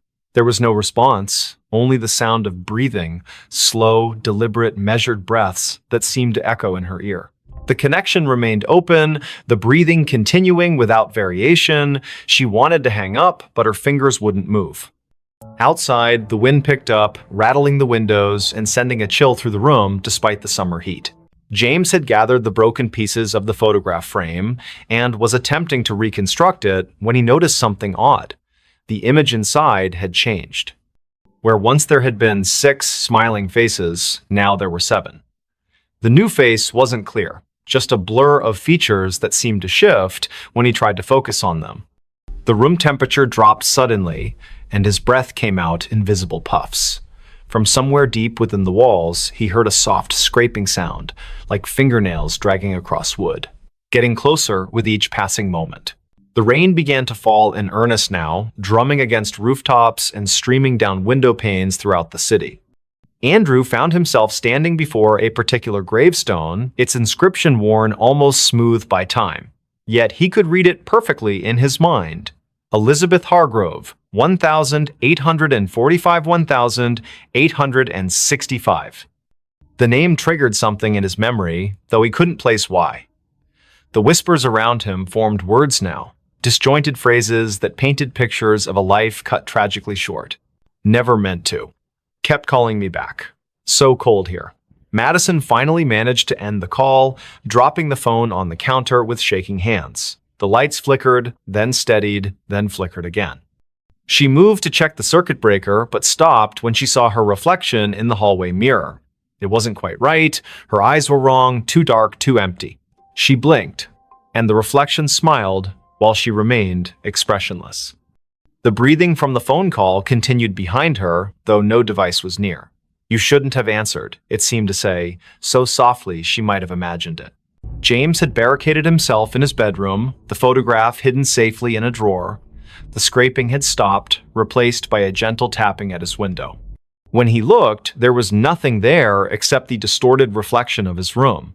But something about the angles was off, as if space itself had bent slightly out of shape. His cameras, usually arranged with precise care, were now facing inward, their lenses trained on his bed. "They see you," he whispered to himself, though he wasn't sure where the words came from. The storm outside reached its peak, lightning flashing continuously, yet the darkness in his room deepened rather than lifted. The 3 of them, Andrew, Madison, James, were connected by threads they couldn't see, drawn together by forces beyond their understanding. Each had experienced strange occurrences before, dismissing them as coincidence or imagination. But now, as the storm battered Boston and the boundaries between worlds grew thin, they would be forced to confront the truth. Elizabeth Hargrove's story wasn't finished, and somehow they had become part of its conclusion. Andrew traced his fingers along the edge of the gravestone, feeling the rough stone bite into his skin. The pain was real, grounding him when everything else felt surreal. The whispers told him things, terrible things, about what had happened here all those years ago. A forbidden love, a desperate plea, a final betrayal. The rain soaked through his clothes, but he barely noticed. In his mind's eye, he could see her, Elizabeth, young and beautiful, standing at the edge of the hill, looking out toward the harbor. Her lips moved, forming words he couldn't hear over the storm. But he could feel them, resonating in his chest like a second heartbeat. Madison had retreated to her basement, seeking sanctuary from whatever haunted her home. The old furnace hummed in the corner, its rhythm matching the breathing that now filled every room. Boxes stacked against the walls contained fragments of her family's history, generations of Riveras who had lived and died in this very house. She opened one at random, finding a yellowed newspaper clipping. The headline read, "Local Girls' Mysterious Death Shocks Community." The date was June 12, 1865. The photograph showed a girl who looked remarkably like her, standing beside a man whose face was obscured by shadow. He promised, the breathing seemed to say. But he lied. James discovered something in his closet, a small wooden box he didn't remember owning. Inside were letters, written in elegant script that faded even as he read them. They spoke of longing and loss, of meetings in secret places, of promises broken under duress. The last letter ended abruptly. "If you're reading this, then I have failed. Tell them what he did, tell them how he silenced me, the whispers will guide you." The room temperature plummeted, frost forming on the inside of his window. Outside, something moved between the flashes of lightning, something that shouldn't exist in this world. Find them. It breathed. All of you. The storm reached its crescendo, lightning striking the gold dome of the State House with a deafening crack. For a moment, everything went white, and when vision returned, the city seemed subtly altered. Shadows fell differently, familiar landmarks appeared slightly skewed, people walking in the streets moved as if underwater, their faces blank masks. Those who had been touched by Elizabeth's story felt the change most acutely. Their senses heightened, their perceptions expanded beyond normal limits. Sounds carried from impossible distances. Smells lingered long after their sources disappeared. Touches left imprints that glowed faintly in the dark. Andrew found himself unable to leave the cemetery. The gates had vanished, replaced by an endless expanse of tombstones stretching in all directions. Each bore Elizabeth's name, each marked a different year of death. The whispers became a chorus now, overlapping voices telling conflicting versions of the same tragedy. Some claimed she had thrown herself from the hill in despair, others insisted she had been pushed. All agreed on one thing: justice had never been served. The rain continued to fall, but it wasn't water anymore, it was memories, each drop carrying fragments of lives cut short, hopes dashed, loves lost. Madison's basement had transformed into a labyrinth of family secrets.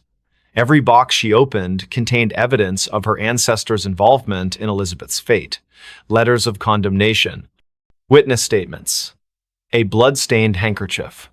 Photographs showing the same shadowy figure across generations, always present at moments of tragedy. The breathing grew louder, surrounding her like a physical presence. "You know him," it rasped. "He watches still." She looked up to see her own reflection in the basement window, but instead of her face, she saw the Shadow Man's features clearly for the first time. Their eyes met, and she understood everything that had been hidden, everything that had been denied. James's apartment building had emptied of all other tenants, leaving him alone with the entity that had been watching him through his cameras. The photographs on his walls had changed.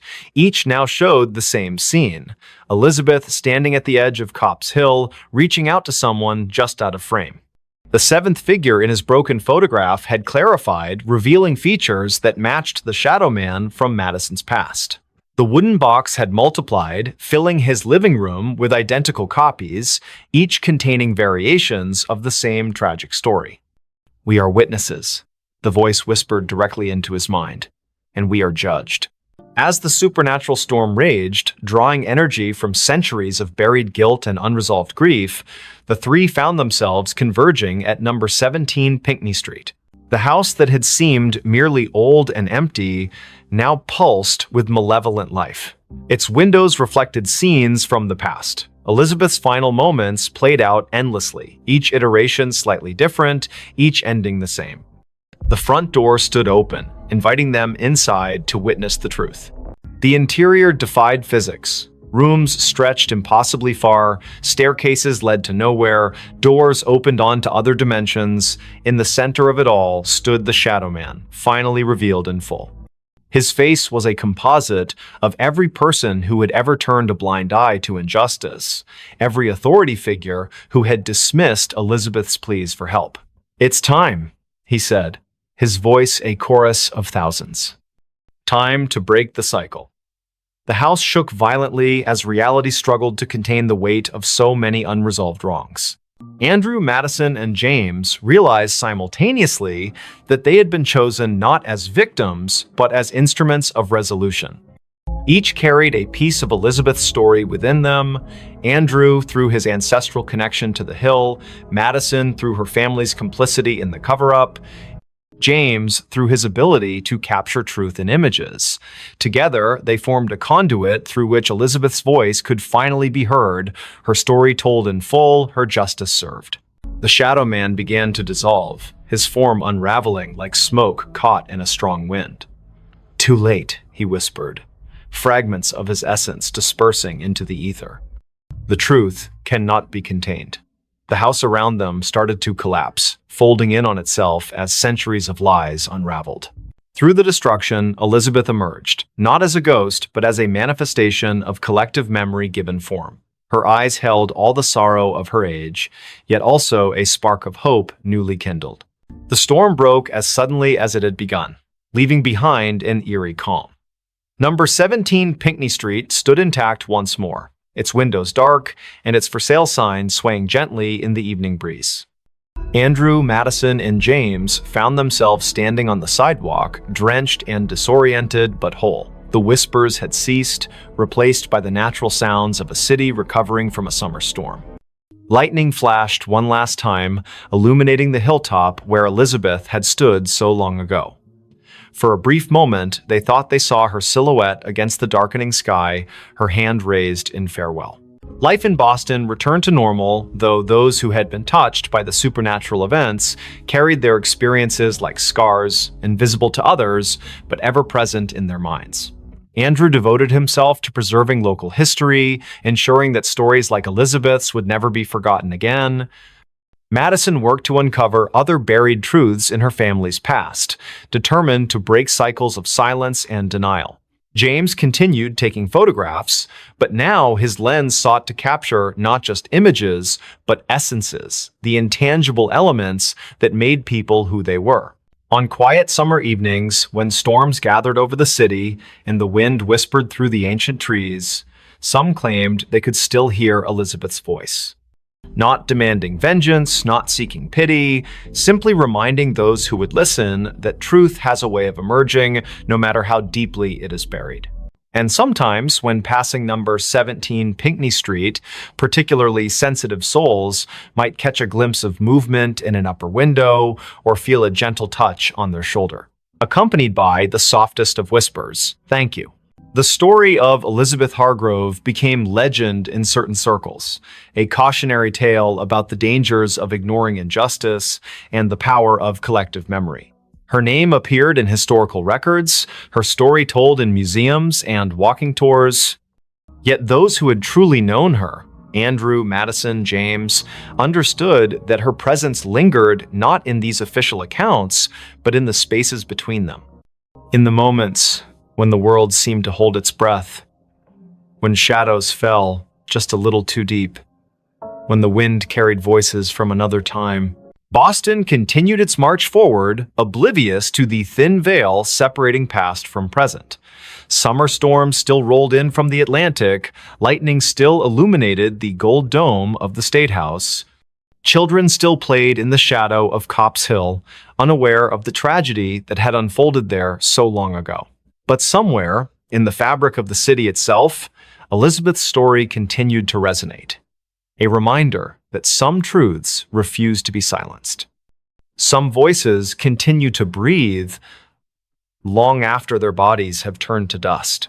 And on nights when the moon hung low over Beacon Hill, casting long shadows across the cobblestone streets, those who listened closely might hear it, the whisper that breathed, carrying fragments of a life reclaimed, echoes of justice finally served. Reminders that even in death, truth finds a way to speak through those willing to listen. Screams in the warehouse at night.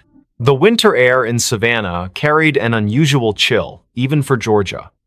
The cicadas buzzed incessantly through the humid night as Amelia Thompson tightened her scarf around her neck. She had taken the security job at the old warehouse on the outskirts of town, mostly out of desperation. The building stood like a monolith against the dark sky, its weathered brick walls telling stories of better days when it was part of the thriving port district. Liam Allen, her partner for the night shift, leaned against their patrol car while chewing absent-mindedly on a toothpick. "Third week, and you're still jumpy," he said with a smirk that didn't quite reach his eyes. His attempt at casual conversation couldn't mask the tension in his voice. They both knew something wasn't right about this place. Every night brought new sounds from within the warehouse's walls, sounds that shouldn't exist in an empty building. As they approached the main entrance, Amelia noticed the padlock looked different somehow. The scratches around the hasp seemed fresh, though she could have sworn she'd checked it thoroughly just hours before. Liam must have seen her hesitation because he placed a hand on her shoulder. "Probably just kids messing around again," he said, but his words lacked conviction. Last week, they'd found graffiti inside that definitely hadn't been there during their previous rounds. The heavy metal door groaned in protest as Liam pushed it open. The smell hit them immediately, damp concrete mixed with something metallic that made Amelia's stomach churn. Their flashlights cut through the darkness, revealing rows of empty pallets and dusty machinery. The air felt heavier inside, pressing against their lungs with each breath. Somewhere deep in the shadows, water dripped methodically. Drip, drip, drip. They started their usual patrol route, boots echoing ominously against the concrete floor. Amelia couldn't shake the feeling they were being watched. The security cameras mounted high on the walls provided little comfort. Their red lights blinked steadily, but she knew from experience how unreliable they were. Half of them were either broken or showed nothing but static-filled images on the monitor back at their station. "Did you hear that?" Amelia whispered suddenly, grabbing Liam's arm. A soft scraping sound had come from somewhere behind the rows of shelving units. It sounded like metal dragging across concrete. Slow, deliberate. Liam raised his flashlight, the beam trembling slightly despite his best efforts to keep it steady. "Probably just rats," he muttered, though neither of them believed it. The sound came again, closer this time. Closer. Their radios crackled to life without warning, making them both jump. Static filled their ears for several seconds before a distorted voice broke through. "Help me." The transmission ended abruptly, leaving only silence in its wake. Amelia and Liam exchanged a worried glance. That section of the frequency belonged to local emergency services, not their security channel. They should never have received that transmission here. The temperature seemed to drop several degrees as they continued deeper into the warehouse. Their breath formed visible clouds in the beam of their flashlights. Something moved in the corner of Amelia's vision. A shadow too large to be a rat, darting between support columns. When she turned to look directly at it, there was nothing there. Just empty space and more shadows that seemed to stretch longer than they should. Liam stopped suddenly, causing Amelia to bump into him. He was staring at something on the floor ahead. At first glance, it looked like oil stains, but as they moved closer, the metallic smell became overwhelming. Blood. Fresh blood leading toward one of the loading docks. The trail glistened wetly in their flashlight beams, ending abruptly at the edge of a large pool that hadn't been there during their last pass through this area. Neither of them spoke as they followed the path, their footsteps careful and measured. The loading dock area proved even colder than the rest of the warehouse. Condensation formed on every surface, dripping steadily from the ceiling beams. What appeared to be claw marks scored deeply into the concrete floor, radiating outward from the blood pool like some terrible flower blooming in reverse. Amelia's radio crackled again. This time with no discernible words, just a rising and falling electronic whine that set her teeth on edge. She fumbled to turn it off, but found the volume control unresponsive. Something heavy shifted in the darkness above them. The sound of movement came from the catwalks high overhead, accompanied by a low, guttural growl that reverberated through the metal structure. Liam's flashlight beam swept upward, catching glimpses of movement too fast to track properly. Whatever it was up there moved with unnatural speed, darting between support beams with impossible agility. The growling grew louder and closer. Amelia's training screamed at her to retreat, to get away from whatever was hunting them in the dark. But something else held her rooted to the spot, a primal curiosity mixed with terror that froze her muscles. The blood pool began to bubble softly, tiny crimson bubbles forming and popping with sickening sounds. From the corner of her eye, she saw shapes moving in the darkness beyond the loading dock doors. Too many shapes to count. The attack came without warning. One moment they were scanning the catwalks, and the next, Liam was gone. His flashlight clattered to the ground, rolling away into the shadows. Amelia heard his muffled scream cut short as something massive dragged him upward into the darkness. Her own scream caught in her throat as she backed away, tripping over her own feet in her haste to escape.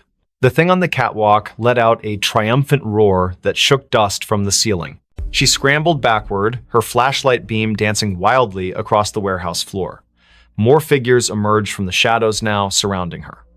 They moved with jerky, unnatural motions, their forms humanoid but wrong somehow, too tall, too thin, their limbs bending at impossible angles.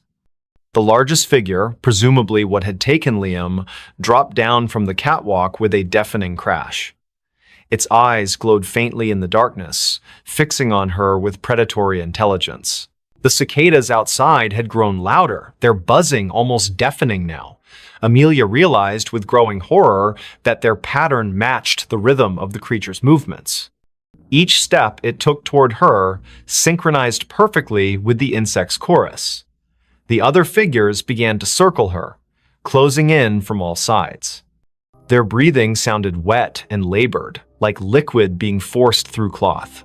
She pressed herself against a stack of pallets, searching desperately for an escape route. A sudden noise from the office area caught everyone's attention, the distinctive sound of someone trying to force open a window.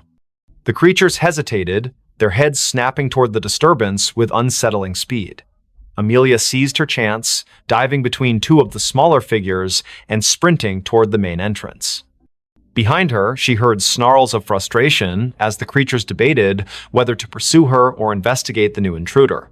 Her radio crackled to life again, this time with perfect clarity. "Run!" a woman's voice shouted urgently. "Get out while you still can." The transmission cut off abruptly, replaced by more static. Amelia didn't question it. She poured everything she had left into reaching the exit. As she burst through the heavy metal door, the cold night air hit her like a slap. The cicadas fell silent all at once, creating an eerie void where their buzzing had been moments before. Standing by their patrol car was a young woman, probably in her early 20s, dressed in tattered clothes and bleeding from multiple wounds. Her eyes widened when she saw Amelia emerge from the warehouse. "You shouldn't be here," she whispered hoarsely. "None of us should be here." Before Amelia could respond, the girl collapsed to her knees, pointing weakly back toward the building. "They're coming." True to her warning, the warehouse doors slammed shut with enough force to rattle the entire structure. The windows on the upper floors began to glow with an unnatural light, pulsing in time with the now returning cicada chorus. Shadows moved behind the glass in ways that defied physics, stretching and contorting until they seemed to press against the very fabric of reality. Amelia helped the mysterious girl to her feet, noticing for the first time these strange symbols carved into her arms. "We need to move," the girl insisted, pulling Amelia toward the car. "They'll be spreading soon. They always do after a feeding." Her words sent chills down Amelia's spine, not least because she realized dawn was still hours away. The temperature continued to drop, frost forming on nearby surfaces despite the humid air. The warehouse seemed to pulse with malevolent energy, its walls expanding and contracting like living tissue. As they reached the patrol car, Amelia risked one last look back. Dozens of glowing eyes stared out from the warehouse windows, watching them with obvious hunger. Something massive moved behind the glass, its silhouette too large to be contained within the building's walls. The girl shoved her into the passenger seat, taking the wheel herself with surprising strength. "Don't look back," she warned as she started the engine. "Whatever you do, don't look back until we're out of Savannah." The drive through the city streets felt surreal. Streetlights flickered erratically as they passed, and the few people still out at this hour seemed to be walking in slow motion, their faces blank and expressionless.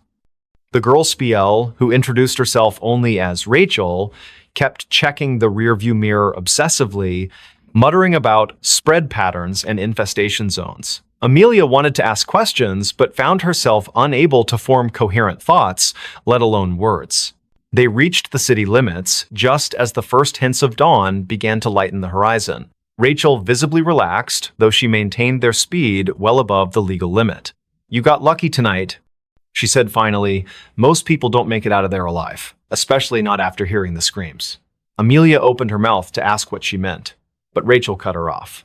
"Don't worry about it now. Just know that you've been marked. They'll be watching for you, watching and waiting." The cicadas began their morning song as they left Savannah behind, their buzzing gradually fading into silence. Amelia stared at her reflection in the side window, barely recognizing herself. Her face was pale and drawn, her eyes haunted by things she couldn't yet comprehend. In the distance, church bells began to ring, their tones carrying an unexpected sense of finality. Rachel gripped the steering wheel tighter, her knuckles white against the gathering daylight.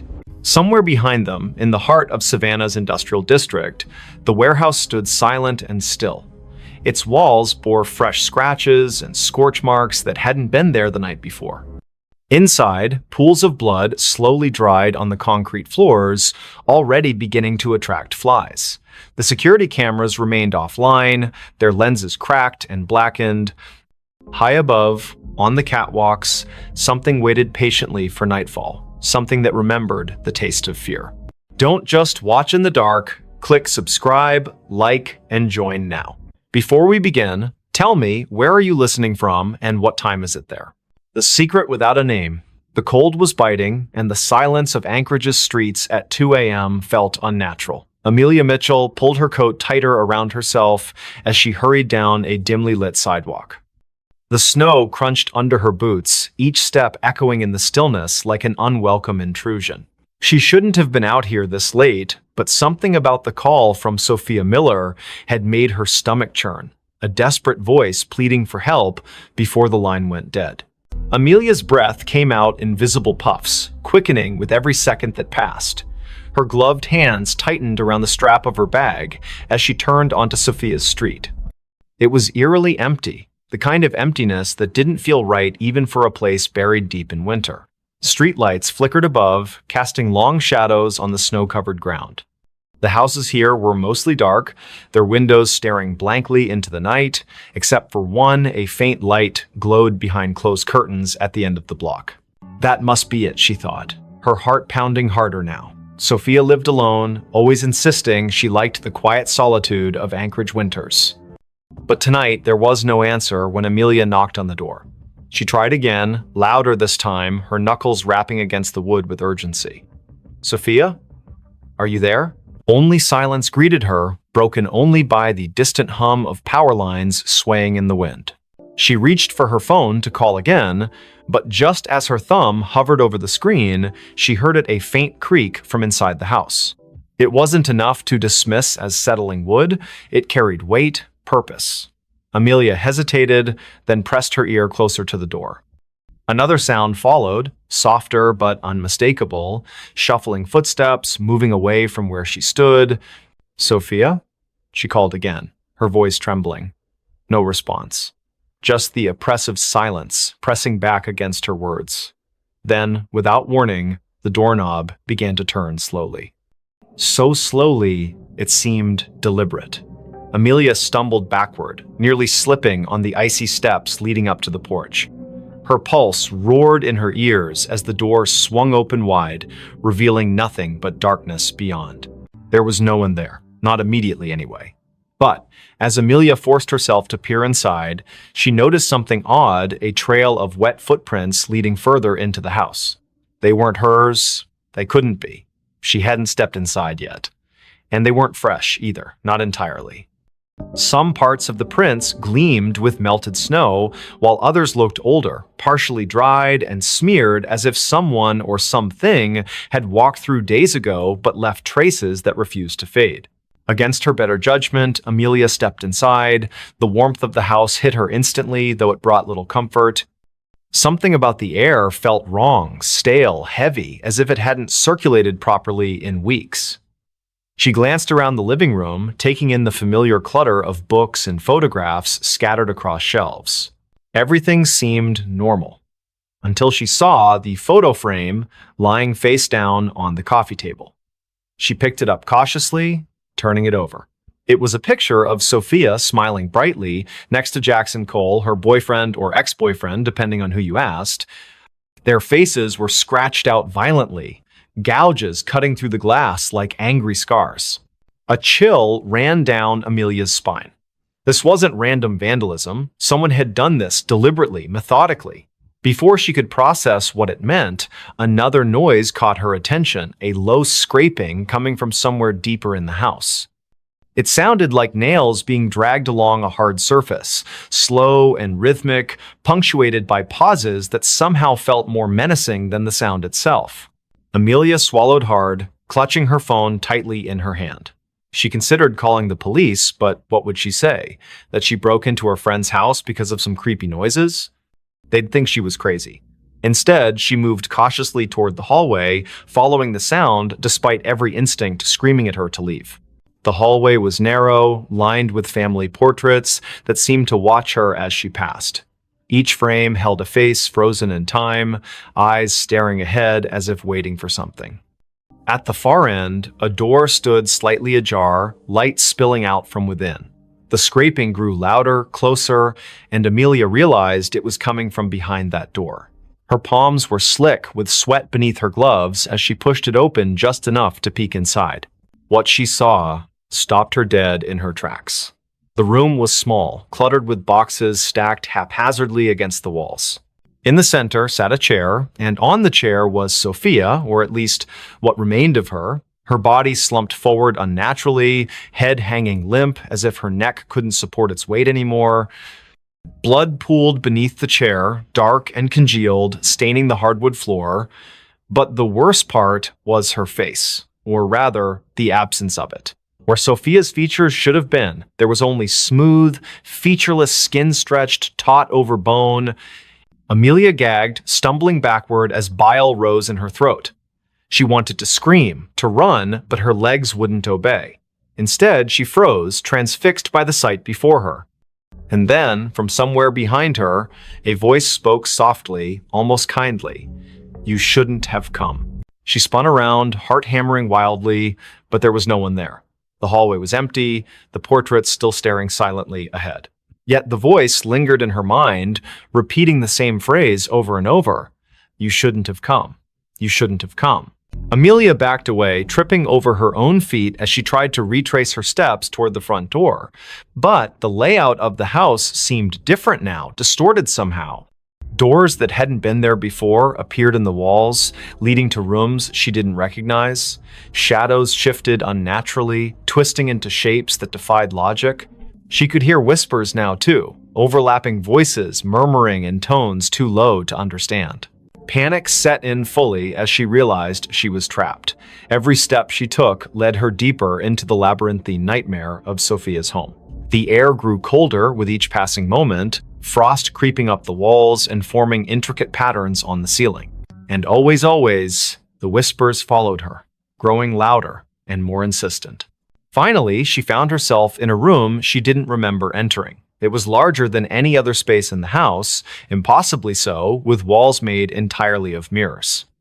Each reflection showed a version of herself, but none of them matched the person standing in the center of the room. Some looked older, gaunt, and hollow-eyed. Others appeared younger, innocent, and terrified.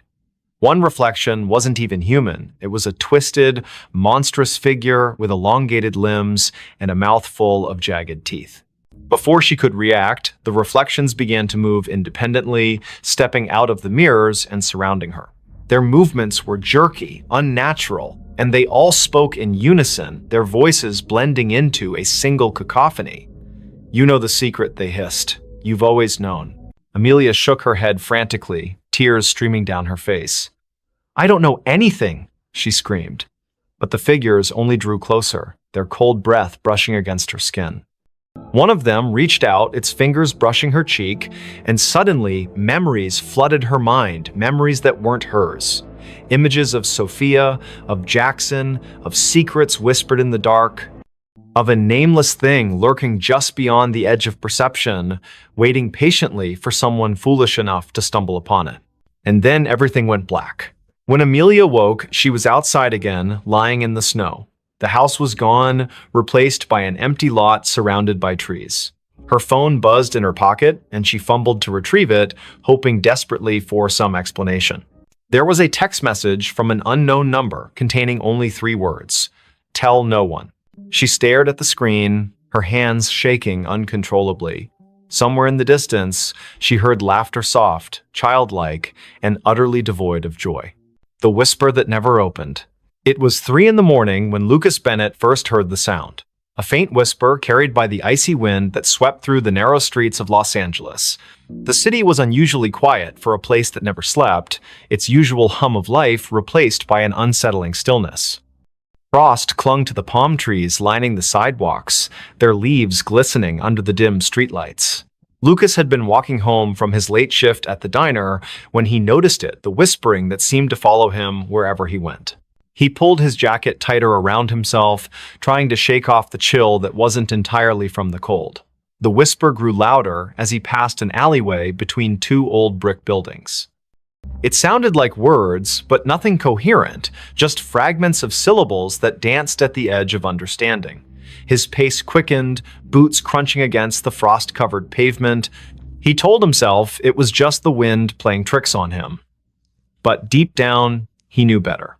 Olivia Turner lived in apartment 3B of the building where Lucas rented his studio.